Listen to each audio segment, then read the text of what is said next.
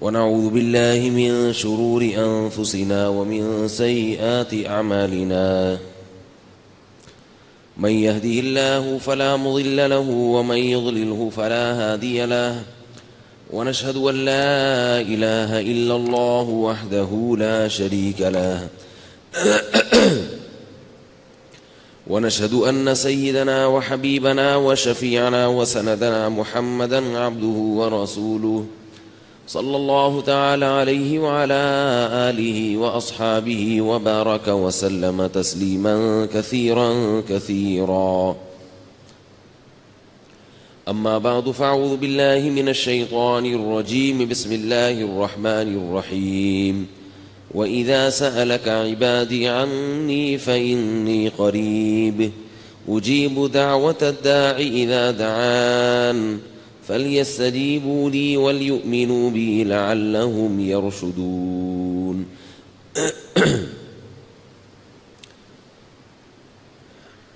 قرآن مجید میں اللہ تعالیٰ نے جہاں رمضان کے روزوں کا حکم دیا وہیں اللہ تعالیٰ نے دعا کا خصوصیت سے ذکر کیا ہے.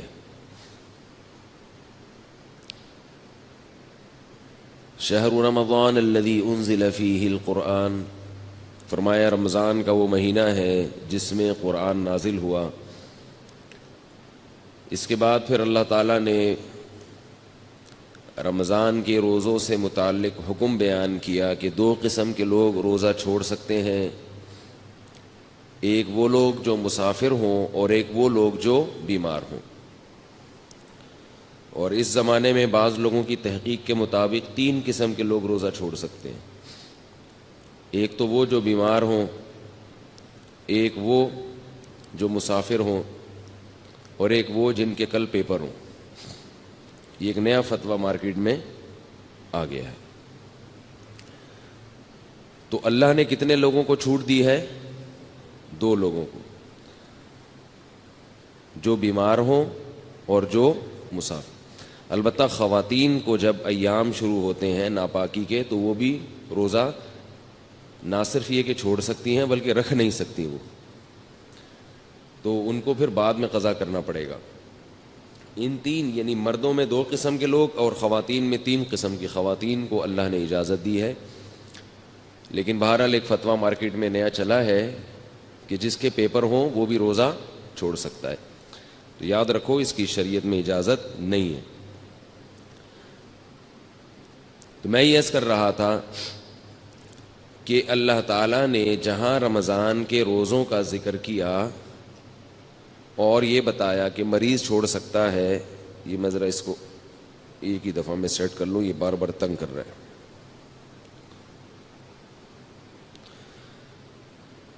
جہاں اللہ تعالیٰ نے رمضان کے روزوں کا حکم دیا اور مریض اور مسافر کو چھوٹ دی، اللہ نے وہیں پہ دعا کا تذکرہ کیا ہے. آپ سورہ بقرہ دیکھیں، جہاں رمضان کے روزوں کی والی آیتیں ہیں، ان آیتوں کے ختم ہوتے ہی اللہ کا ارشاد ہے وَإِذَا سَأَلَكَ عِبَادِي عَنِّي فَإِنِّي قَرِيب. اے نبی، جب میرے بندے آپ سے میرے بارے میں پوچھیں تو ان کو بتائیے کہ میں ان کے قریب ہوں. اجیب دعوت الداعی اذا دعان، میں پکارنے والے کی پکار کا جواب دیتا ہوں جب وہ مجھے پکارے. فَلْيَسْتَجِيبُوا لِي، فَلْيَسْتَجِيبُوا لِي، لہذا وہ بھی میری پکار کا جواب دیں. جب میں ان کو بلاؤں تو وہ بھی آئیں. وَلْيُؤْمِنُوا بِي، اور وہ بھی مجھ پر ایمان رکھیں. لَعَلَّهُمْ يَرْشُدُونَ، تاکہ وہ بھی سیدھے راستے پہ چلیں. یہ بہت اہم آیتیں ہیں. اللہ تعالیٰ نے قرآن مجید میں رمضان کی مناسبت سے جن چیزوں کو ذکر کیا وہ تین چیزیں ہیں جن کو اللہ نے رمضان کی آیتوں کے ساتھ، بلکہ چار چیزیں ہیں، چار جن کو رمضان کی آیتوں کے ساتھ جوڑا ہے. ایک تو روزہ ہے، رمضان جیسے ہی شروع ہوگا تو کیا کرنا ہے بھائی؟ سب سے پہلے روزہ ہے. دوسرا حکم اللہ نے بتایا, روزہ نہیں رکھ سکتا تو وہ کیا کرے گا؟ اگر وہ قضا بھی نہیں رکھ سکتا, کسی بھی صورت میں ممکن نہیں ہے, تو وہ فدیہ دے گا. فدیہ مالی عبادت ہے. تو دوسری چیز اللہ نے کیا ذکر کی؟ مالی عبادت. اور حدیث میں اس کو بہت اہتمام سے ذکر کیا ہے. گلا بیٹھا ہوا ہے, دعا کریں, کھل کے ہی نہیں دے رہا. جیسے ہی پشاور میں چاند کا اعلان ہوتا ہے نا, تو میرا گلا بیٹھ جاتا ہے.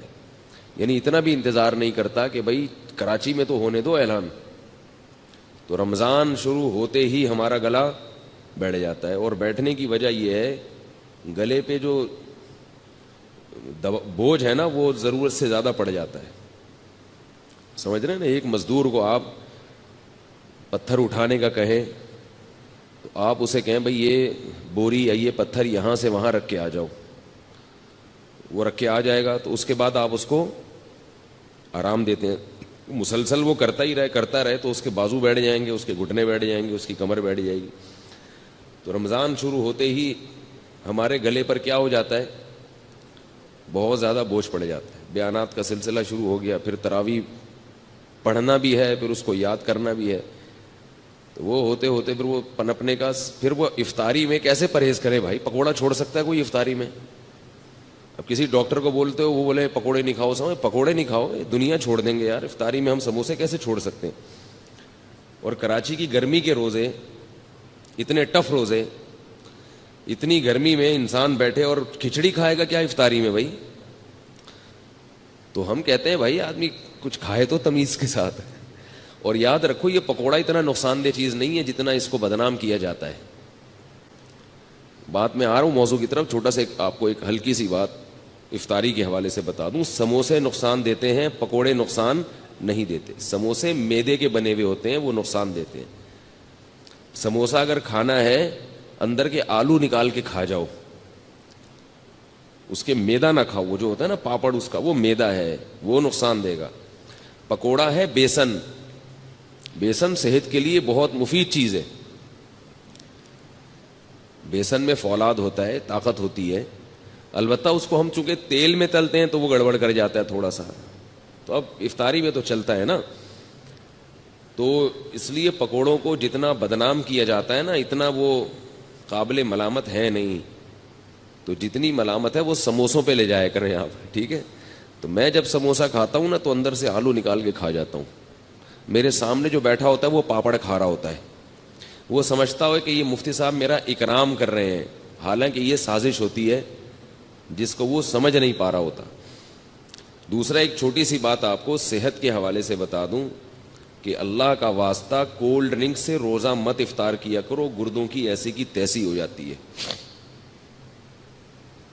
کولڈ ڈرنک ویسے بھی نقصان دہ چیز ہے, لیکن اگر آپ نے اس کے نقصان کو 100 گنا بڑھا دینا ہے تو اس کا طریقہ یہ ہے کہ آپ کولڈ ڈرنک سے روزہ افطار کریں. لوگ کیا کرتے ہیں کہ خالی پیٹ ہے, پیاس شدید لگ رہی ہے, اور پیپسی سے روزہ افطار کر رہے ہیں. گردے جو ہے نا اس وقت مانگ رہے ہوتے ہیں کوئی لکوڈ چیز.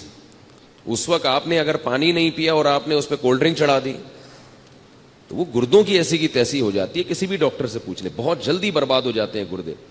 تو پہلے 3-4 گلاس سادہ پانی پی لیں, پھر ویسے تو پھر بھی نہ پئیں, لیکن اگر پھر پی لیا جائے تو اتنا نقصان نہیں دیتی. سمجھ رہے بات کو کہ نہیں سمجھ رہے؟ اسی طرح چینی والی چیز افطاری میں, چینی کا شربت جو ہم پیتے ہیں خالی پیٹ, یہ بھی گردوں کو نقصان دیتا ہے. چینی جو ہے نا, چینی یہ وائٹ پوائزن ہے, وائٹ پوائزن, سفید زہر ہے. یہ چینی جب تیار ہوتی ہے تو یہ بالکل کالے کلر کی ہوتی ہے, یہ کوئلہ بن چکی ہوتی ہے. اس میں ایک کیمیکل ڈالا جاتا ہے رنگ کاٹ, جو اس کے رنگ کو کاٹ کے کیا بنا دیتا ہے؟ سفید کر دیتا ہے بالکل. تو وہ بہت خطرناک کیمیکل ہے. اب ہوتا یہ ہے کہ چینی والا شربت جب آپ پئیں گے یعنی خالی پیٹ, تو آپ کی پانی کی کمی پوری نہیں ہوتی. وہ جزو بدن بننے میں ٹائم لگاتا ہے, اور چینی کی وجہ سے پیاس مزید بڑھ جاتی ہے. پانی پیتے رہتے ہیں مگر جسم میں پانی کی کمی پوری نہیں ہوتی. تو کام الٹا ہوا کہ نہیں ہوا؟ کیا خیال ہے بھائی؟ اور پھر اوپر سے وہ کیمیکل ہے. تو اس لیے بہتر یہ ہے کہ نبی صلی اللہ علیہ وسلم نے کھجور سے روزہ افطار کرنے کا حکم دیا, اس کو طیب چیز قرار دی. کھجور کھائیں, اوپر سے سادہ پانی پی لیں, تھوڑا سا ٹھنڈا بھی ہو چلے گا. ہم چائنیز نہیں ہیں کہ بالکل ہی ابلے ہوئے پانی پئیں. اتنے بھی بیوقوف نہیں ہونے چاہیے انسان کو کہ وہ ابلے ہوئے پانی جو ہے نا گرم گرم پینا شروع کر دے. نبی صلی اللہ علیہ وسلم نے ہمیشہ ٹھنڈا پانی پیا ہے, لیکن فریج کا ٹھنڈا نہیں, چشموں کا ٹھنڈا. تو ہلکا سا پانی ٹھنڈا ہو یہ اچھا ہے, زیادہ نہ ہو. لیکن گرم پانی پینا, اگر اس سے میرا ملفوظ یاد رکھیں کہ چائنیز کہتے ہیں گرم پانی سے عمر لمبی ہوتی ہے, تو گرم پانی پی کے زندہ رہنے سے بہتر ہے ٹھنڈا پانی پی کے مر جاؤ. صحیح ہے نا؟ ایسے زندگی کا کیا فائدہ جس میں آپ کو یہ لذت, جو نبی صلی اللہ علیہ وسلم نے تو اللہ کی جو محبت مانگی ہے نا اس کو تشبیہ دی ہے ٹھنڈے پانی سے کہ اے اللہ مجھے اپنی محبت محبوب بنا دے, وَمِنَ الْمَاءِ الْبَارِدِ, ٹھنڈے پانی سے بھی زیادہ محبوب بنا دے. اس سے کیا پتہ چلا کہ ٹھنڈا پانی انسان کو محبوب ہوتا ہے, اور نبی صلی اللہ علیہ وسلم کو بھی محبوب تھا. اور حدیث میں آتا ہے کہ ہمارے نبی کے لیے ٹھنڈا پانی باقاعدہ انتظام کیا جاتا تھا, اس کا کنویں کا, چشموں کا جو ٹھنڈا پانی ہے لایا جاتا تھا.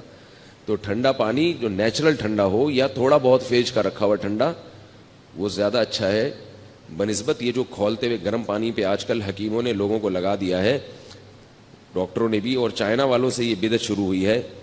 تو یہ نہیں کیا کریں. صحیح ہے نا؟ بات سے بات نکلتی ہے, موضوع ادھورا چھوڑ دوں گا نا تو مصیبت ہو جائے گی, پھر وہ مسئلہ خراب ہو جائے گا. بعض لوگ کہتے ہیں ٹھنڈے پانی میں یہ فائدے ہیں, یہ فائدے ہیں, یہ بہت گرم پانی میں یہ فائدے ہیں, یہ فائدے ہیں.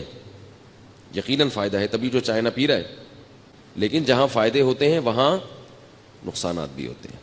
پہلی بات تو یہ وہ پانی نہیں ہے, اس میں پانی کا مزہ ہی نہیں ہے. آپ پیاس کے وقت قہوے جیسا پانی پی لو تو مزہ تھوڑی آئے گا پینے میں. تو اللہ نے تو یہ ان نعمتوں میں ایک لذت بھی تو رکھی ہے نا, کیا خیال ہے؟ لذت بھی تو رکھی ہے. اور دوسری بات یہ کہ جہاں کچھ فائدے ہیں وہاں کچھ نقصان بھی ہیں.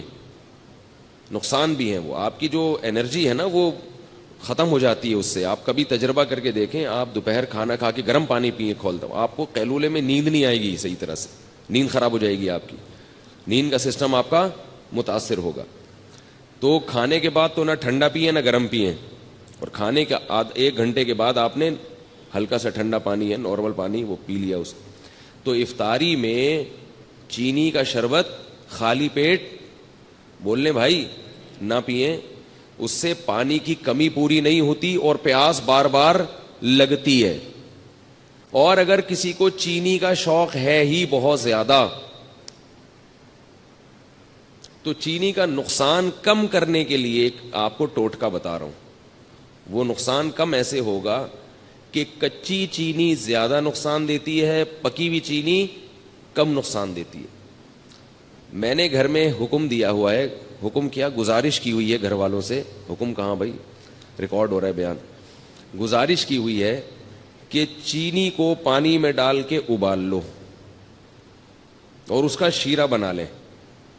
چینی کو نا خوب اچھی طرح پکائیں, پانی میں ڈال کے بہت اچھی طرح پکائیں, خوب اچھی طرح پکا کے نا اچھی طرح بوائل کر کے اس کا شیرہ تیار کر کے بوتل میں بھر کے رکھ لیں. وہ پکی ہوئی چینی ہے, اس میں جو اس کے کیمیکل ہے نا وہ جلنے اور پکنے کی وجہ سے اس کے زہریلی اثرات ختم نہیں ہوتے, کم ہو جاتے ہیں.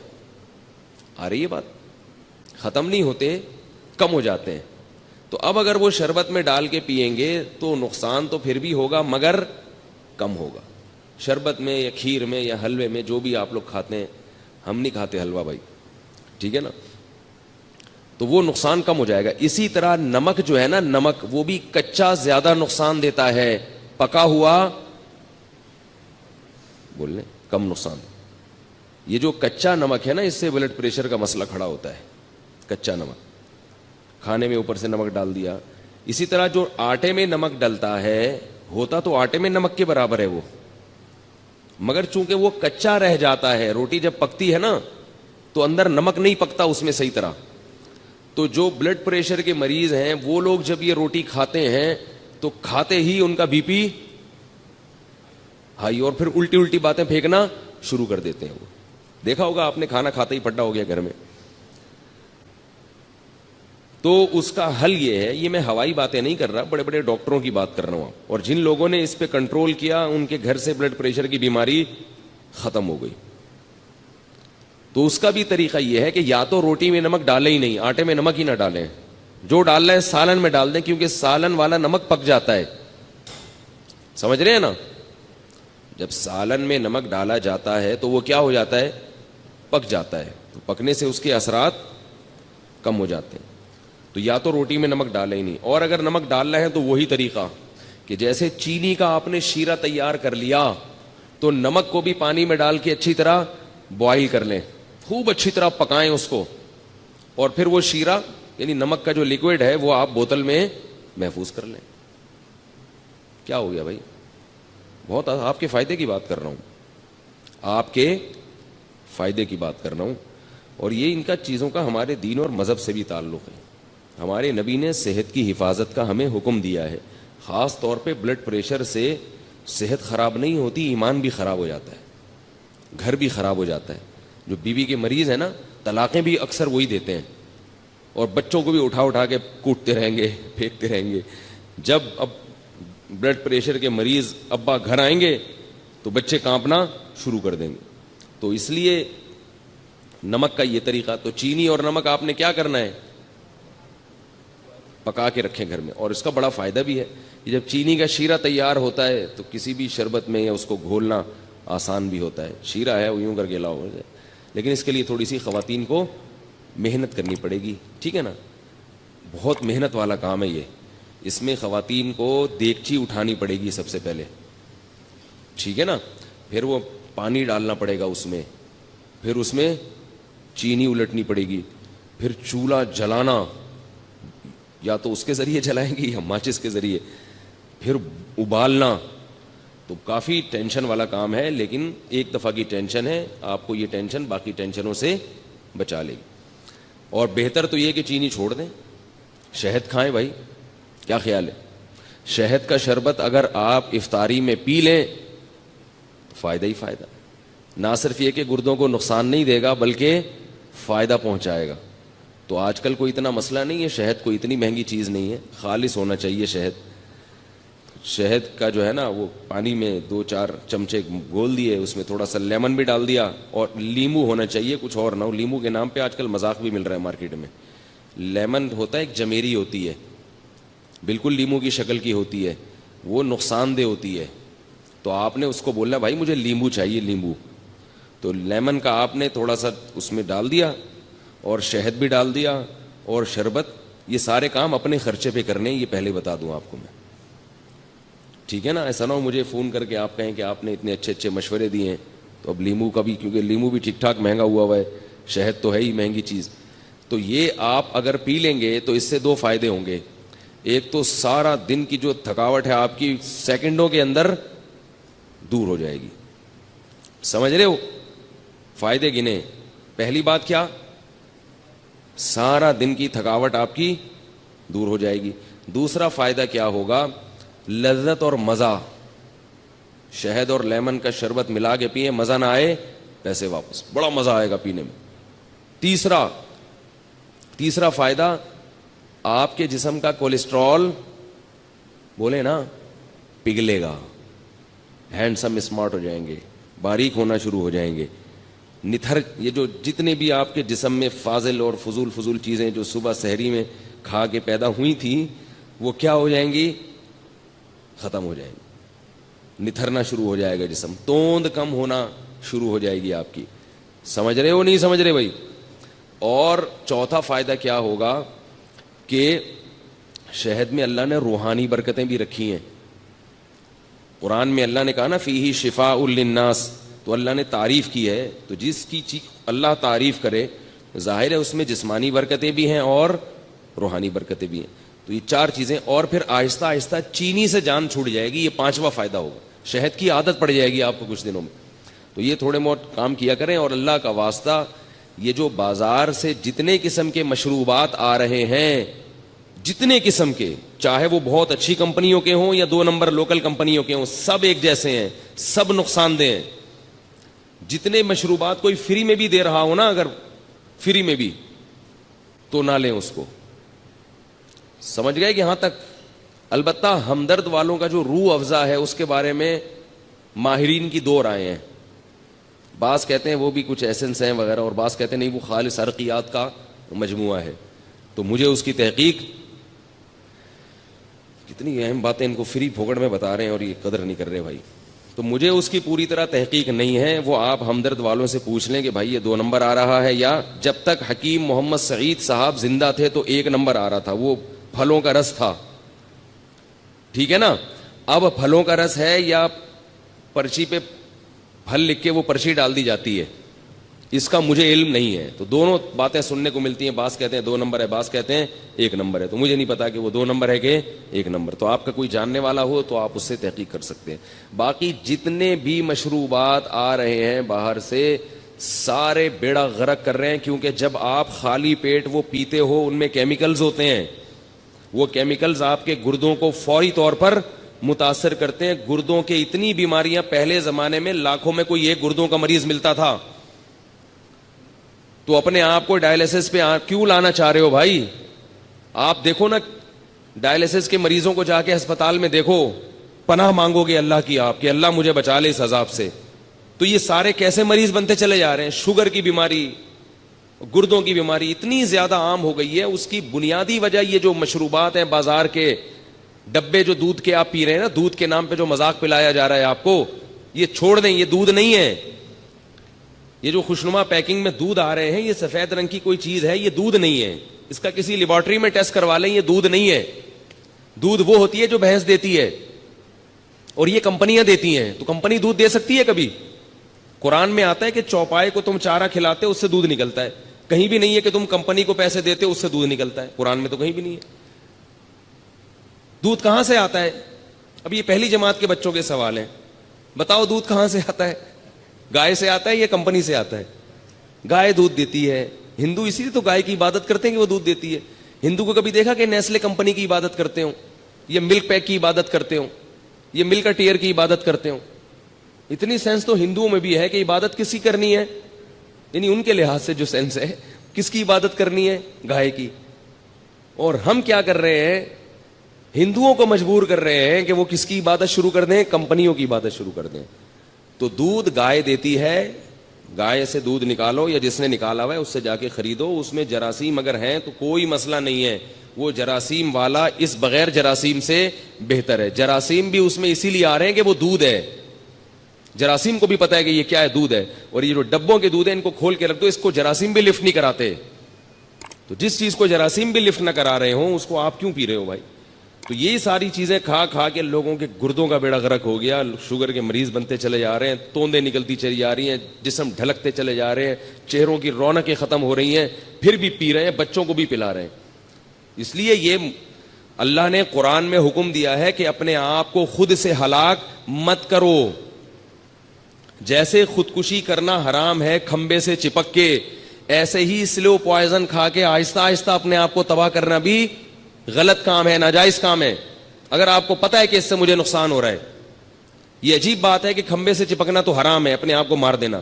یعنی آپ مجھے بتاؤ, ایک آدمی خودکشی کر رہا ہے, وہ ایسے کر رہا ہے کہ ابھی گیا اور ابھی بجلی کے کھمبے پہ ہاتھ لگایا اور ابھی مر گیا. تو یہ ناجائز ہے یا نہیں ہے بھائی؟ اور ایک آدمی ایسے اپنے آپ کو ہلاک کر رہا ہے کہ وہ تھوڑا تھوڑا کرنٹ اپنے لگاتا ہے کہ میں ابھی نہیں مروں, 10 سال میں مر جاؤں. تھوڑا تھوڑا اپنے آپ کو کیا کر رہا ہے؟ ہلاک کر رہا ہے. آج تھوڑا سا کرنٹ, پھر تھوڑا اور ذرا جھوڑ کا جھٹکا, پھر اور. ٹھیک ہے یہ ویسا حرام نہیں ہے جیسا ایک دم سے مارنا, لیکن کیا اس کو بھی ہم صحیح کہہ سکتے ہیں اس عمل کو؟ ہے بھائی زندگی کی حفاظت جب فرض ہے تو پھر وہ ہر لحاظ سے فرض ہے. تو اس طرح یہ چیزیں کھا کھا کے لوگوں نے, اور افطاری میں چونکہ زیادہ نقصان ہوتا ہے, تو رمضان تو اللہ نے ہمیں دیا, اس کی حکمتوں میں ایک حکمت یہ ہے کہ اس سے صحت اچھی ہوتی ہے. اور اوپر سے جتنی بیماریاں رمضان میں ہو رہی ہیں اتنی کسی اور مہینے میں نہیں ہوتی, کیونکہ وہ جو سارا جو ہے نا ترتیب آؤٹ کر جاتی ہے. کہاں سے کہاں بات چلے گی. خیر میں اب اصل بات کی طرف آتا ہوں. تو میں یہ عرض کر رہا تھا کہ اللہ نے قرآن میں رمضان کے لیے 4 احکام خصوصیت سے بیان کریں. ایک پر اشارہ دیا ہے لیکن حدیث میں اس کی پھر وضاحت ہے. تو وہ 4 کام میں سب سے پہلا کام کیا ہے؟ بولو بھائی, روزہ. اس میں تو آپشن ہے ہی نہیں, وہ تو رکھنا ہی رکھنا ہے.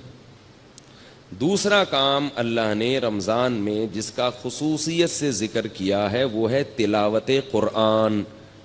رمضان کا اور قرآن کا آپس کا بہت گہرا جوڑ ہے. شہر رمضان الذی انزل فیہ القرآن، فرمایا وہ مہینہ ہے جس میں قرآن نازل کیا گیا. یہ وہ مہینہ ہے جس میں قرآن نازل کیا گیا. تو اللہ نے رمضان کا انتخاب کیا ہے قرآن کے نزول کے لیے. اسی وجہ سے رسول اللہ صلی اللہ علیہ وسلم نے اس مہینے میں تراویح کو مشروع کیا، تراویح کو، تاکہ اس میں قرآن پڑھا جا سکے. بعض جو متجددین کہہ رہے ہیں کہ تراویح کا نبی سے کوئی ثبوت نہیں ملتا، یہ جھوٹ ہے، غلط بات ہے 100%. تراویح سب سے پہلے کس نے پڑھی ہے؟ محمد صلی اللہ علیہ وسلم نے. 3 دن پڑھ کے چھوڑ اس لیے دی کہ فرض نہ ہو جائے. پھر صحابہ نے ابو بکر کے دور میں ہی شروع کر دی تراویح، حضرت عمر کے دور میں نہیں شروع ہوئی ہے، یاد رکھو. صحابہ پھر پڑھتے رہے ہیں، نبی کے انتقال کے بعد بھی پڑھتے رہے ہیں، کیونکہ اب فرضیت کا امکان ختم ہو گیا تھا. حضرت عمر نے صرف اتنا کیا ہے کہ مختلف ٹولیوں میں جو پڑھ رہے تھے ان کو ایک امام پہ جمع کیا ہے، کیونکہ نبی نے جو پڑھائی تھی وہ نبی نے، آپ اکیلے امام تھے اور باقی سب لوگ مقتدی تھے. تو حضرت عمر نے ان کو نبی کے نہج پہ اس تراویح کو حضرت عمر لے کر آئے ہیں. اور اس کو جو نیا کام کہا وہ اس لیے کہ ابو بکر کے دور میں ایک امام پر نہیں تھے، تو اس لحاظ سے وہ نیا ہے، حضرت ابو بکر کے دور کے لحاظ سے. سمجھنے بات کو؟ تو بعض لوگ کہتے ہیں تراویح کا لفظ قرآن سے دکھاؤ، حدیث سے دکھاؤ. تراویح کا لفظ حدیث میں نہیں ہے، تراویح کی نماز حدیث میں ہے. تو ہم نماز کو زیادہ فوکس کرتے ہیں، ناموں میں ہمیں الجھنے کی ضرورت نہیں ہے. آپ اگر تراویح کو کوئی اور نام دینا چاہیں تو ہمیں کوئی پریشانی نہیں. آپ اس کو صلاۃ اللیل کہہ لیں، رات کی نماز کہہ لیں، قیام رمضان کہہ لیں تو بھی ٹھیک ہے. تو ناموں سے کیا ہوتا ہے؟ اور یہ تراویح ہم نے نام نہیں دیا، یہ اسلاف نے نام دیا ہے، تابعین نے نام دیا ہے تراویح کو.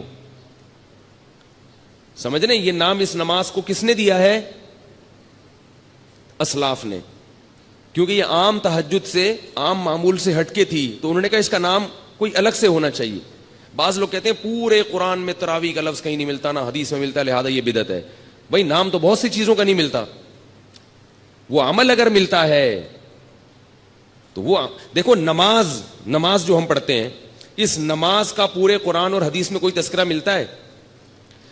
بولو نا. نماز کے لفظ کا کوئی قرآن و حدیث میں تذکرہ بولو نا بھائی، نہیں ملتا. اب کوئی نماز دکھاؤ، نہیں ہے، نہیں تو ہم بھائی نماز نہیں ہے، صلاۃ تو ہے نا. 5 نمازیں جو ہم پڑھتے ہیں اس عمل کا ثبوت ملتا ہے. اس کو نام ہم کچھ بھی دے دیں، عربی میں اس کو صلاۃ کہتے ہیں، قرآن نے اس کو صلاۃ کہا، اردو میں ہم اس کو کیا کہتے ہیں؟ نماز کہتے ہیں. تو نام چینج کرنے سے کچھ نہیں ہوتا.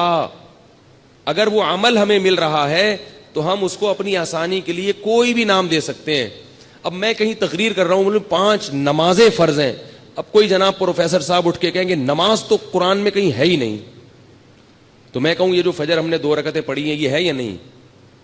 کہہ رہے یہ 2 رکعتیں تو ہیں مگر نماز نہیں ہے. میں نے کہا پھر کیا ہے؟ وہ کہا یہ تو صلاۃ ہے. کہ اچھا بھائی ناموں میں جھگڑا ہے، تم اس کو صلاۃ کہہ دو یار. ہم چونکہ اردو اسپیکنگ ہیں، ہماری زبانوں پہ کیا چڑھا ہوا ہے؟ بولو نا، نماز چڑھا ہوا ہے.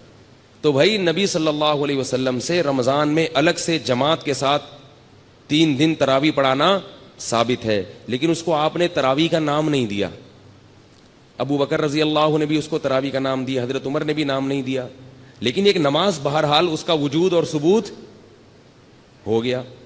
اب جب ہو گیا تو پھر اسلاف نے آسانی کے لیے اس کو الگ نام دے دیا، کیونکہ وہ الگ نوعیت کی نماز تھی. تہجد کی نماز جماعت سے نہیں پڑھی جاتی. نفل نماز میں لوگوں کو بلا کے اکٹھا کر کے اتنی بڑی جماعت قائم کرنا بدعت ہے. یاد رکھو، نماز میں جو کام نبی نے انفرادی کیا وہ انفرادی کرنا پڑے گا، اور جو اجتماعی کیا وہ اجتماعی کرنا پڑے گا. اجتماعی کو انفرادی اور انفرادی کو اجتماعی نہیں کر سکتے آپ. فجر کی 2 سنتیں جو نبی نے پڑھی ہیں اجتماعی پڑھی ہیں یا انفرادی پڑھی ہیں؟ بولو نا بھائی، انفرادی. اب اگر آپ کہیں میں 2 سنتیں جماعت سے پڑھوں گا، بدعت بن جائے گا کہ نہیں بن جائے گا؟ تو رمضان میں نبی صلی اللہ علیہ وسلم نے یہ جو نوافل تھے یہ جماعت سے پڑھے ہیں. جبکہ عام دنوں میں تہجد آپ صلی اللہ علیہ وسلم جماعت کا اہتمام نہیں کرتے تھے. اگر جماعت ہوتی بھی تو ایک دو صحابی آگے کھڑے ہو گئے. تبھی فقہا لکھتے ہیں کہ نفل نماز کی جماعت میں 4-5 افراد اگر اکٹھے ہوں گے تو یہ بدعت عمل کہلائے گا, کیونکہ نبی صلی اللہ علیہ وسلم نوافل میں جماعت کا اہتمام نہیں کرتے تھے. ایک دو آدمی ہوں ٹھیک ہے, زیادہ نہیں ہوں. تو اب جو تراویح میں اتنی بڑی جماعت قائم کی, اگر یہ بالکل الگ منفرد نماز نہ ہوتی تو اس میں پھر جماعت جائز نہ ہوتی, کیونکہ نبی صلی اللہ علیہ وسلم کا جو 8 رکعت معمول تھا پڑھنے کا وہ جماعت سے نہیں تھا, وہ انفرادی تھا.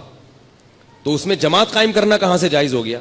عجیب بات ہے کہ بعض لوگ جو ہے نا وہ تراویح کی رکعتیں بخاری سے لیتے ہیں اور نبی سے لیتے ہیں, اور جماعت کہاں سے لے رہے ہیں؟ حضرت عمر سے لے رہے ہیں, اور ان دونوں کو ملا کے ایک مسئلہ بنا رہے ہیں. بھئی جب آپ جماعت حضرت عمر سے لے رہے ہیں تو رکعتیں بھی آپ کو کہاں سے لینی پڑیں گی؟ حضرت عمر سے لینی پڑیں گی. اور حضرت عمر نے یہ کہاں سے لی ہیں؟ نبی صلی اللہ علیہ وسلم سے لی ہیں. تو اب اگر کوئی کہے نا یہ تراویح کا لفظ دکھاؤ تو بولا نماز دکھا دو. کہ نماز نہیں تو صلاۃ تو ہے نا. تو آپ اسے کہیں جیسے صلاۃ کو ہم اردو میں نماز کہتے ہیں, اسی طرح اسلاف نے اس مخصوص نماز کو جو رمضان میں جماعت سے پڑھی جاتی تھی, اسلاف نے اس کو تراویح کہنا شروع کر دیا. اگر آپ کچھ اور کہنا چاہتے ہو تو ہمیں کوئی اعتراض نہیں ہے, لیکن یہ نماز پڑھو آپ بہرحال اور اس کو مانو. اور اسلاف نے اس کو تراویح کہا کیوں یہ بھی سن لیں, کچھ اور کہہ دیتے. یہ بھی بڑی ٹیکنیکل بات ہے, نوٹ کر لیں, نوٹ, یہ بڑی خاندانی باتیں ہیں, خاندانی. تراویح اس لیے کہا کہ اسلاف جو تابعین تبع تابعین جب یہ نماز پڑھتے تھے تو ان کا معمول تھا کہ 4 رکعتوں کے بعد آرام کرتے تھے, تھوڑا سا وقفہ کرتے تھے, تھکاوٹ دور کرتے تھے. کتنی رکعتوں کے بعد؟ 4 رکعت. تو اب 4 رکعتوں کے بعد ریسٹ.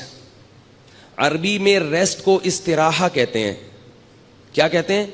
استراحت. ہوتا ہے نا ایک جلسہ استراحہ, استراحت.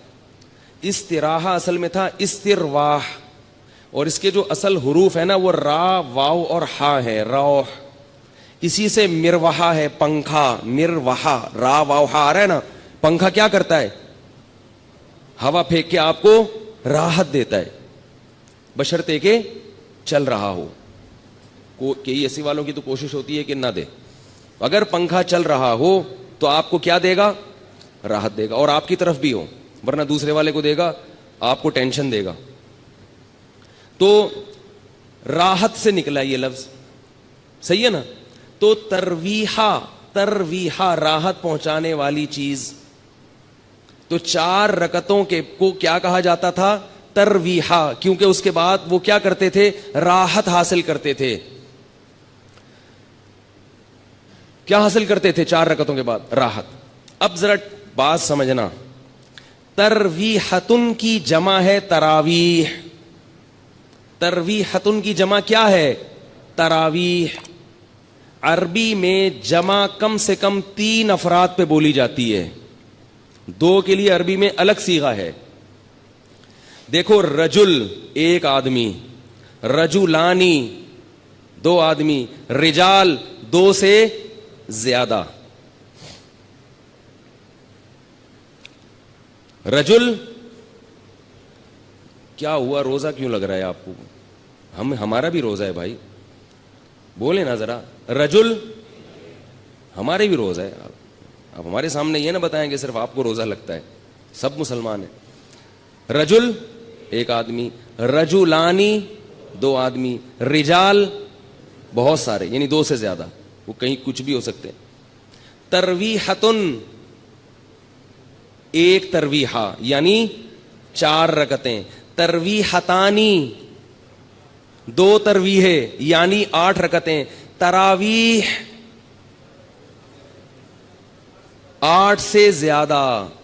پتہ یہ چلا کہ اسلاف کے دور میں 8 رکعت تراویح کا تصور نہیں تھا, ورنہ وہ اس کو ترویحتانی کہتے.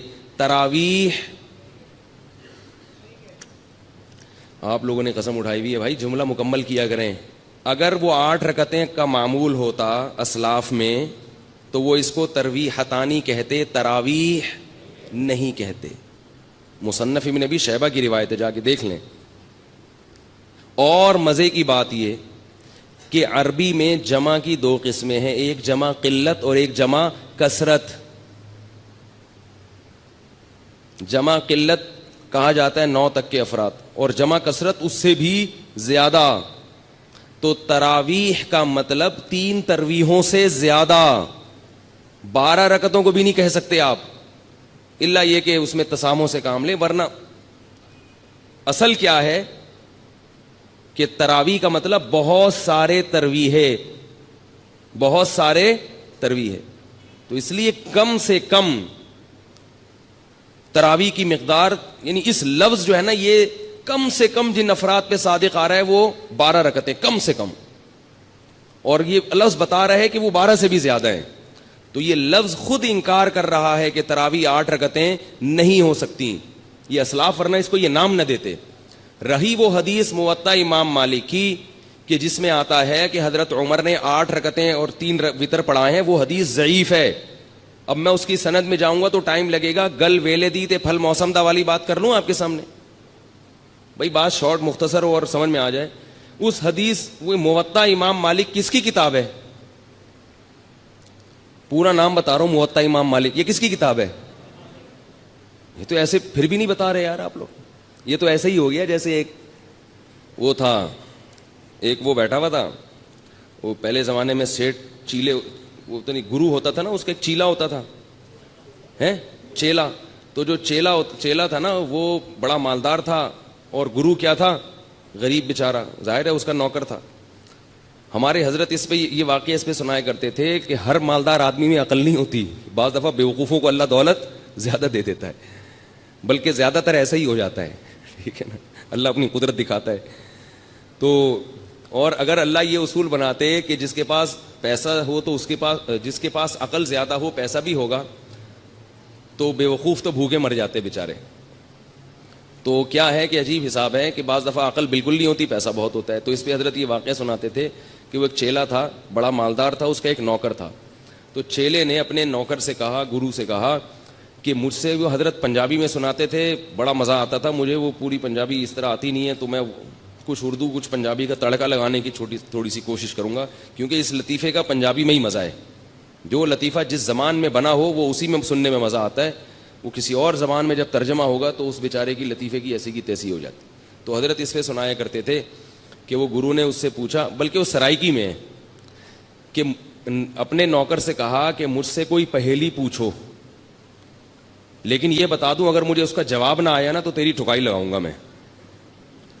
یعنی اپنے نوکر سے خود ہی اپنی ذہانت کا امتحان بھی لے رہا ہے، اور پھر یہ بھی ڈر ہے کہیں فیل ہو کے میں بیوقوف ہونا میرا ثابت نہ ہو جائے. تو کہہ رہے کہ اگر مجھے اس کا جواب نہیں آیا نا، مجھ سے حل نہیں ہوئی، تو میں تجھے چھوڑوں گا نہیں. اب وہ بیچارہ پریشان، یہیں سے بیوقوفی شروع ہو گئی نا. اب وہ کہہ رہا ہے کہ یار سوچ کے کوئی ایسی پہیلی لے کر آؤ بہت ہی آسان ہو، بہت آسان ہو، جس کا جواب آ جائے. تو اب اس نے پہلی پوچھی کہ حضور بتاؤ کہ ایک جانور ہے تے پونچھ گھمیندی ہے. گھمیندی پنجابی کا لفظ ہے، سرائکی کا لفظ ہے، سرائکی ہے نا، تو سرائکی میں یہ لطیفہ. پونچھ گھمیندی ہے، چولہے کے گرد گھومتی ہے. یعنی ایک جانور ہے جو اکثر چولہے کے گرد گھومتا ہے اور دم ہلاتی ہے رہتی ہے، صحیح ہے نا. اور مزید آسان کرنے کے لیے بولے میاؤں میاؤں کرندی ہے. ٹھیک ہے، اب تو بات ہی حل ہو گئی نا. ایک جانور ہے جو گھر میں رہتا ہے، دم ہلاتا ہے اور اکثر چولہے کے گرد گھومتا ہے اور میاؤں میاؤں کرتا ہے. بوجھو کی ہے، بتاؤ بھائی کون سا جانور ہے. اب وہ سوچ میں پڑ گیا. اب وہ کیا ہو رہا ہے، سوچ. کافی دیر سوچنے کے بعد بولتا ہے کوکیڑ، مرغا. اب یہ نوکر نے بولا میری تو آئی شامت، اگر میں بولوں غلط ہے. بڑا ہوشیار تھا. اس نوکر نے بولا حضور لگتا ہے کسی نے دسیا ہے، یہ اتنا مشکل پہیلی کا جو آپ جواب لے کر آئے ہو، یہ لگتا ہے کسی نے آپ کے کان میں چپکے سے بتایا ہے. بڑے فخر سے کہتا ہے اوئے اکل جی دوڑ ہے، اکل جی. یہ کیا ہے؟ اکل جی دوڑ ہے، عقل کی دوڑ ہے بھائی، کوئی بتا نہیں رہا ہم کو. تو میں آپ سے پوچھ رہا ہوں موطا امام مالک کس کی کتاب ہے؟ آپ کہنے پتہ ہی نہیں. تو نام تو لے رہا ہوں امام مالک کی. یہ تو ایسے ہی ہو گیا جیسے ایک امتحان میں سوال آیا, پہلے محمد بن قاسم کا پورا تذکرہ تھا کہ اس نے ہندوستان پہ 17 حملے کیے اور یہ کیا اور وہ کیا, آخر میں بچوں سے سوالات تھے, کیونکہ وہ بچے اتنے نالائق تھے آج کل جیسے اسکولوں کے ہوتے ہیں کہ وہ استاذ پیپر اتنا آسان بناتے ہیں پھر بھی پاس نہیں ہوتے. تو اب استاذ نے تنگ آ کے جو پیپر بنایا نا وہ یہ تھا, پہلا سوال تھا محمد ابن قاسم نے محمود غزنوی نے ہندوستان پہ 17 کیا کیے. محمود غزنوی نے ہندوستان پہ 17 کیا کیے, حملے کیے ظاہر ہے. دوسرا سوال یہ تھا محمود غزنوی نے کس ملک پہ 17 حملے کیے, یہ دوسرا سوال ہے. تیسرا سوال ہے کس شخص نے ہندوستان پہ 17 حملے کیے. یہ 3 سوال ہیں اور ان 3 میں ایک کرنا ہے, 2 اختیاری ہیں, ٹھیک ہے نا. کمپلسری صرف ایک ہی سوال ہے. بچے پھر بھی فیل ہو جاتے ہیں, وہ پھرے دیکھ رہے ہوتے ہیں جو لے کر آئے ہیں نا, یار اس میں کہاں لکھا ہوا ہے. تو دیکھو کہاں کتنا آپ لوگوں نے پریشان کر دیا. اگر آپ اسی وقت جواب دے دیتے امام مالک کی ہے تو پھر مسئلہ یہ اتنے 2 واقعات آپ کو اتنے حسین واقعات سننے کو نہ ملتے. تو موطا امام مالک میں یہ حدیث ہے کہ حضرت عمر نے 8 رکعتیں اور 3 وتر پڑھائے تھے. تو موطا امام مالک کس کی کتاب ہے؟ امام مالک کی. امام مالک نے خود اس حدیث کو نہیں لیا ہے, یہ ضعیف ہے. اگر یہ صحیح ہوتی تو جو اس کا مؤلف ہے سب سے پہلے وہ اس کو فالو کرتا نا. خود امام مالک کا یہ مذہب نہیں ہے کہ تراویح 8 رکعتیں ہیں, خود انہوں نے اس کو فالو نہیں کیا. سمجھ رہے ہو بات کو؟ تو اس لیے جو مجتہدین ہیں, جو فقہاء ہیں, ان کی بات کو مانو بھائی, جو ساری دنیا چلتی چلی آئی ہے. اب یہ تو اب رواج ہو گیا اتنا. پھر بھی بار بار میں یہ کہتا ہوں کہ لڑنا نہیں چاہیے ان چھوٹے مسائل میں, بس آپ کا نظریہ درست کرنا, موقف اپنا سامنے رکھنا مقصد ہے. پھر بھی کوئی 8 پڑھ رہا ہے 20 پڑھ رہا ہے تو کسی پہ طنز نہ مارو. لوگ کیا کرتے ہیں کہ ایک دوسرے پہ طنز کرنا شروع کر دیتے ہیں. تو آپ اپنے آپ کو متبع سنت سمجھیں اور دوسرے پہ طنز ماریں, یہ طریقہ غلط ہے. اور نبی صلی اللہ علیہ وسلم کے نہ یہ اخلاق ہے نہ یہ سیرت ہے. وہ بولیں بھائی اس بیچارے کی جو سمجھ میں آیا, اس کو نبی کا جو طریقہ اس کی سمجھ گیا, وہ اپنے حساب سے سنت کو فالو کر رہا ہے, تو ٹھیک ہے. اس کو اگر وہ اجتہادی خطا پہ ہے تو اللہ تعالیٰ پھر اس کو, اگر وہ اس میں صلاحیت ہے اجتہاد کی اور خطا ہو رہی ہے تو اللہ اس کو ثواب دے دے گا اس پہ. تو 2 کام میں نے بتا دیے. دوسرا کام کیا ہے؟ تلاوت. اور اسی کے لیے نبی صلی اللہ علیہ وسلم نے تراویح کو مشروع قرار دیا. پھر آپ صلی اللہ علیہ وسلم حضرت جبریل کے ساتھ رمضان میں قرآن کا دور کیا کرتے تھے, تو اس لیے رمضان میں رات کو تراویح بھی پڑھنی چاہیے اور دن میں بھی تلاوت کا اہتمام کرنا چاہیے. تیسرا کام جس کا حدیث میں ذکر ملتا ہے اور قرآن نے اشارہ بھی دیا اس کی طرف, وہ کیا ہے؟ صدقات و خیرات کی کثرت. روزہ رکھنا آسان ہے, مال خرچ کرنا مشکل. آج کل لوگ منتیں جو مانتے ہیں نا کہ میرا یہ کام ہو گیا تو یہ کروں گا, یا خواتین جو منتیں مانتی ہیں, نماز روزے کی تو منتیں مانی جاتی ہیں, پیسے خرچ کرنے کی منتیں نہیں مانی جاتی. دکھتی رگ پہ ہاتھ رکھا کہ میں نہیں رکھا, میں نے پیسے خرچ کرنے کی منتیں نہیں مانی. پیسوں سے ہمیں بہت محبت ہے, اور اللہ نے جہاں نماز کا ذکر کیا وہاں مال خرچ کرنے کا ذکر ساتھ ساتھ کیا. اس سے پتہ چلتا ہے کہ اللہ کو کنجوس نمازی پسند نہیں ہے. تو ہم اس نوٹ سے دل نہ لگائیں, اس پراپرٹی سے دل نہ لگائیں, رکھیں مگر ساتھ ساتھ اللہ کی راہ میں خرچ بھی کیا کریں. آپ کو پتہ ہے کہ پہلے صوفیاء کرام کی جو خانقاہ ہوتی تھی, آج کل چند ایک کو چھوڑ کے اچھے لوگ بھی ہیں تصوف میں الحمدللہ, انہی کی برکت سے آج یہ دین قائم ہے. ہم بھی اسی تصوف کے سلسلے سے جڑے ہوئے ایک نالائق ہیں جو آج یہاں بیٹھ کے ٹوٹا پھوٹا دین کا کام کر رہے ہیں. تصوف پر رد ہرگز مقصد نہیں ہے, کسی کا مذاق اڑانا مقصد نہیں ہے, لیکن بہت سی خانقاہیں کھانے پینے کا ایک ہوٹل بنی ہوئی ہیں, لنگر فری کے چل رہے ہیں اور مریدین آ کے پڑے ہوئے ہیں, کھا رہے ہیں, کھا کے گردنیں موٹی ہو رہی ہیں. جب ان سے پوچھا جائے کہ تم یہاں کیوں پڑے ہوئے ہو تو کہتے ہیں ہم اصلاح کرنے کے لیے آئے ہوئے ہیں. ہم کیوں آئے ہوئے ہیں؟ اصلاح کرنے. چلو پھر بسم اللہ کرو, کھانا کھاؤ. پھر وہ سیٹ کوئی وہ لے آیا, دیگ لے آیا بریانی کی. تو بھائی کوشش کیا کرو جتنا ممکن ہو کھانا اپنے پیسوں سے کھایا کرو, اس سے اصلاح زیادہ ہوتی ہے. دوسروں کے پیسوں سے کھانا کھانے سے اصلاح بولو نا کم ہوتی. اور اگر خانقاہ میں ہو تو کوشش کرو کھاؤ ہی نہیں, روزے رکھو. کیونکہ روزے رکھنے سے جو اصلاح ہوتی ہے وہ کھانے سے نہیں ہوتی. تو بہرحال تو پہلے لیکن اچھی خانقاہیں بھی ہیں الحمدللہ. تو میں یہ نہیں کہہ رہا کہ لنگر کوئی کھلا رہا ہے تو وہ غلط کر رہا ہے اور جو کھا رہا ہے غلط کر رہا ہے, بدگمانی جائز نہیں ہے, لیکن تھوڑا سا اپنے اوپر بھی انحصار کرنا چاہیے نا. ایک خانقاہ ایسی ہے ملیشیا میں, میرا بھائی وہاں گئے, انہوں نے بتایا کہ جس کو بھی ملیشیا میں کھانا مہنگا پڑ رہا ہے نا, ہوٹل سے خرید کے کھانا, وہ شیخ سے اصلاحی تعلق قائم کر کے خانقاہ میں ایڈمیشن لے لیتا ہے. آنکھوں دیکھا واقعہ بتایا انہوں نے. شیخ سے اصلاحی تعلق قائم کریں گے اور خانقاہ میں ایڈمیشن لے لیں گے, اور پھر وہاں پہ لنگر آ رہے ہیں اور وہ اصلاح کی نیت سے کھا رہے ہیں. تو اگر کبھی جانا ہو تو ملیشیا میں مجھ سے پوچھ کے جائیں آپ لوگ, ٹھیک ہے نا. میں اپنے بھائی صاحب سے پوچھوں گا بھائی وہ کدھر ہے یار وہ خانقاہ, میں نہیں جاؤں گا وہاں, بات کر رہا ہوں. تو ایسے لوگ بھی ہیں. تو جیسے جب وہاں ملیشیا میں ہو سکتا ہے, حالانکہ وہ بھی ہمارے ہی ایک سلسلے کی خانقاہ ہے, تو یہاں نہیں ہو سکتا کیا؟ یہاں بھی ہے. تو اس لیے پہلے کیا تھی, خانقاہ تھی, تو اس میں جو ہمارے صوفیاء کرام ہیں وہ کیا کرتے تھے, اپنے مرید کے دل سے دولت کی محبت نکالنے کے لیے کیا کرتے تھے, کڑک کڑک نوٹ اور سکے جلوایا کرتے تھے. اس کو ہمارے حضرت جو ہے نا, ہمارے شیخ مفتی رشید احمد صاحب ایسے بتاتے تھے کہ اگر دل میں نوٹوں کی محبت ہے نا, جیسے آج تو نوٹ ہے سکے نہیں ہیں, پہلے تو دینار ہوتے تھے, درہم ہوتے تھے, تو فرماتے تھے کہ ہم پھر یہ کریں گے کہ جس کے دل میں پیسے کی محبت ہے نا, کہ ہر وقت اپنے بٹوے میں پیسے گنتا رہتا ہے اور دیکھتا رہتا ہے اتنے پیسے ہوگا, اتنے ہوگا, اتنے پیسہ, اتنا پیسہ, تو فرماتے تھے اس دل سے دنیا کی محبت نکالنے کے لیے ایک کام کیا کرو, 5,000 کا کڑک نوٹ پکڑو اور ایک طرف ماچس کی تیلی سے آگ لگاؤ اور آہستہ آہستہ اس کو جلاؤ. کرنا نہیں ہے یہ کام کہیں آپ شروع کر دیں, شروع نہ کر دیں آپ, یہ تو کسی شیخ سے باقاعدہ اجازت لے کے, وہ آپ کے حالات دیکھ کے آپ کی نفس پکڑ کے چیک کرے گا کہ آپ کی بیماری یہاں تک پہنچ گئی ہے کہ آپ صدقہ بھی نہ کرو, آپ تو جلاؤ, آگ لگاؤ ان نوٹوں کو, لیکن آپ نہ کرنا. یہ ڈاکٹروں کی باتیں وہ ذرا اوپر کی باتیں ہیں. میں ایک بتا رہا ہوں کہ ایسا بھی کیا ہے دل سے پیسوں کی محبت نکالنے کے لیے. فرماتے کنارے پہ آگ لگاؤ, پھر آہستہ آہستہ جب وہ نوٹ جلے گا تو آپ کا دل بھی اندر سے جلے گا, بڑا کلاوازیاں کھائے گا, ہائے ہائے کیا ہو رہا ہے.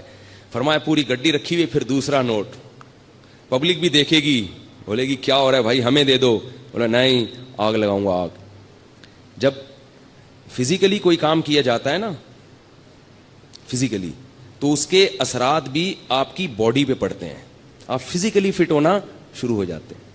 صرف بیانات سنیں گے تو صرف ذہن متاثر ہوگا, آپ کی باڈی متاثر نہیں ہوگی. دیکھیں میں اگر آپ کو بیان کروں کہ روزانہ جو ہے وہ 2 کلومیٹر یا 5 کلومیٹر جاگنگ کرنی چاہیے, روزانہ آپ سنیں گے, تو کیا آپ ہلکے ہونا شروع ہو جائیں گے؟ جب تک آپ کریں گے نہیں ہوں گے. تو اگر میں آپ کو یہ بتاؤں نوٹوں کی محبت دل میں نہیں ہونی چاہیے, پیسے سے محبت نہیں ہونی چاہیے, دنیا ہے ختم ہونے والی ہے, قبر میں نہیں جائے گا, سنتے رہو گے کچھ بھی اثر نہیں ہوگا. تو فزیکلی جب آپ اس کو جلانا نہیں, بھائی اللہ کا واسطہ بار بار کہہ رہا ہوں, اگر آپ اس کو جلانا شروع کر دیں, اور وہ آپ کہیں گے کہ پھر ہمیں کیوں ترغیب دے رہے ہو جب منع بھی کر رہے ہو, وہ پھر کسی اور وقت بتاؤں گا میں.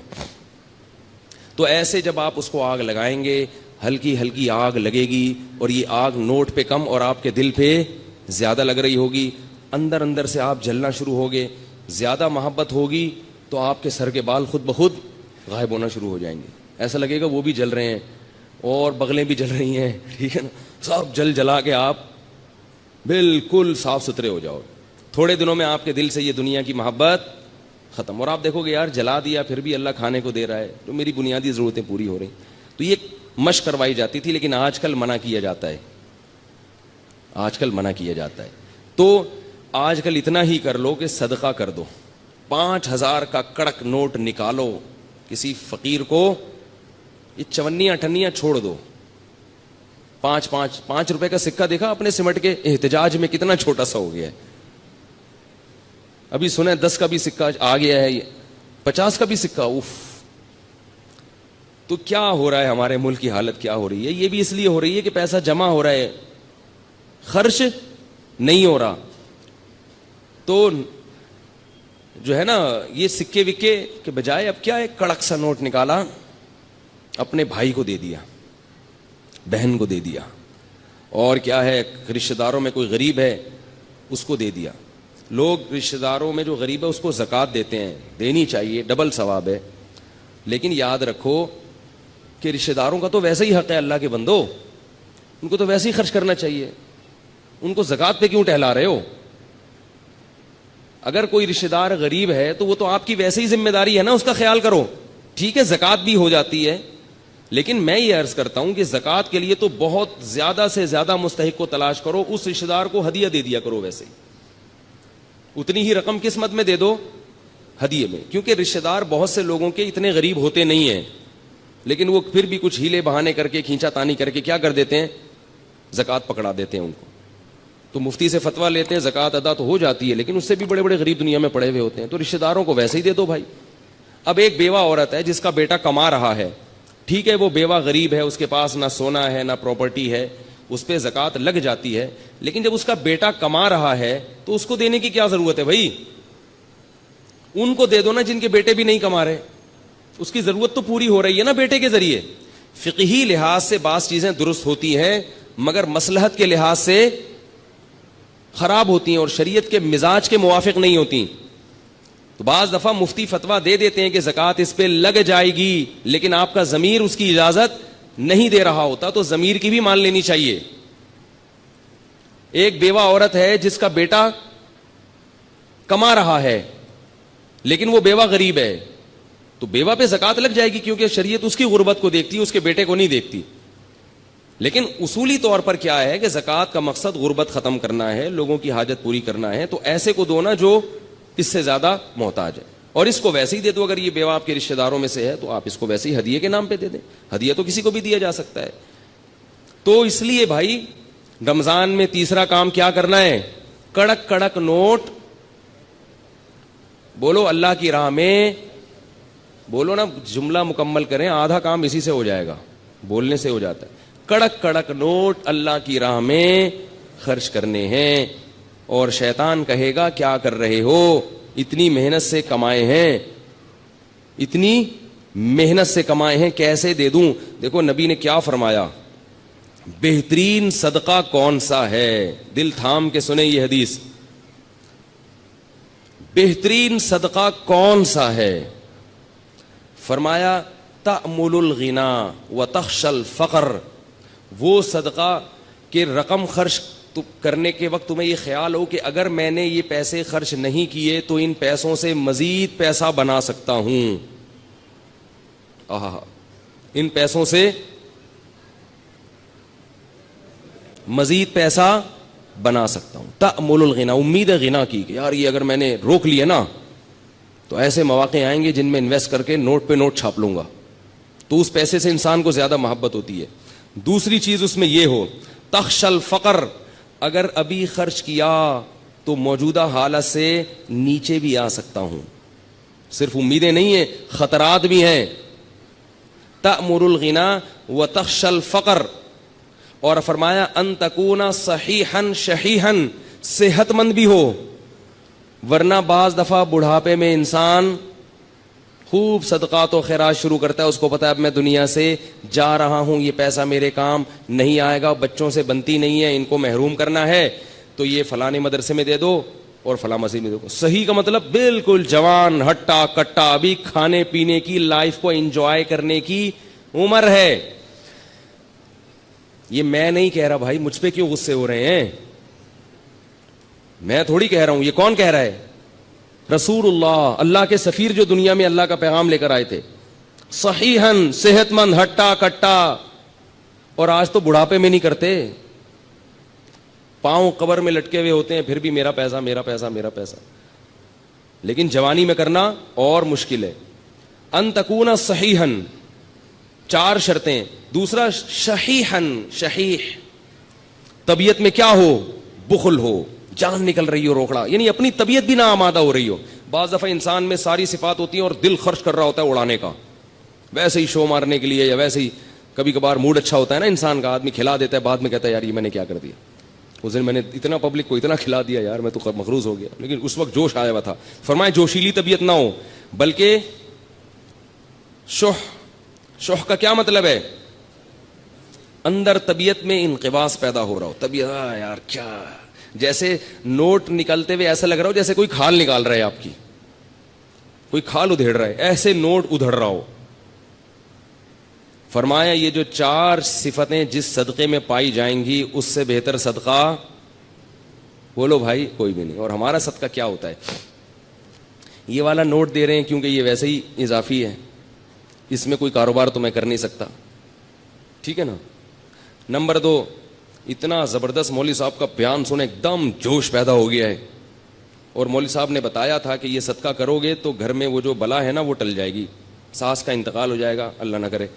بعض لوگوں کے لیے سانسیں بلائیں ہیں, یا کسی کی سانس ٹھیک ہو جائے گی, بھائی وہ پریشان تھا سانس ٹھیک کرنا چاہتا تھا, ٹھیک ہو جائے گی, تو یہ سب ہو جائے گا. ہم جو صدقے کرتے ہیں نا, اللہ کو تو راضی کرنا مقصد ہی نہیں ہوتا, بلائیں ٹالنا مقصد ہوتا ہے. وہ بھی ٹھیک ہے, بلائیں بھی ٹلتی ہیں, بلائیں ٹالنے کے لیے بھی کرنا چاہیے, لیکن پہلی چیز کیا ہونی چاہیے؟ اللہ کی رضا, اللہ خوش ہو جائے, اللہ مجھ سے آخرت کے عذاب کو دور کر دے. میں آج لوگوں کی حاجت پوری کروں گا, اللہ کل قیامت میں میری حاجت پوری کر دے. تو بھائی ٹھیک ہے, یہ والا نہیں ہوتا, اس سے نیچے درجے کا صدقہ کر لو. لیکن حدیث میں آتا ہے رسول اللہ صلی اللہ علیہ وسلم رمضان میں سخاوت کے دریا بن جایا کرتے تھے, سخاوت کے دریا. عجیب بات ہے, لیلۃ القدر میں لوگ تلاوت بھی کرتے ہیں, نماز بھی پڑھتے ہیں, صدقات و خیرات نہیں کرتے. حالانکہ عبادت میں تو صدقہ ایک مستقل عبادت ہے, تو لیلۃ القدر میں بھی عبادت صدقات و خیرات والی کیا کریں. اگر اس وقت رات کو آپ کو کوئی فقیر یا مستحق نہیں مل رہا تو کچھ پیسے نکال کے اپنے پرس میں اس نیت سے الگ کر دیں, اللہ میری طرف سے یہ میں نے نکال دی. اب مستحق تلاش کرنے میں 1 مہینہ لگ جائے, 1 سال لگ جائے, وہ ٹینشن کی بات نہیں ہے. الٹے سیدھے لوگوں کو نہ پکڑایا کریں. لوگ جلدی میں کیا کرتے ہیں, غلط لوگوں کو پکڑا دیتے ہیں, اس لیے کہ ابھی رمضان ہے ثواب نہ نکل جائے. تو رمضان میں اگر آپ کو مستحق نہیں مل رہا تو آپ ثواب کی نیت سے نکال کے الگ رکھ دیں گے, تو انشاءاللہ ثواب رمضان ہی کا ملے گا آپ کو.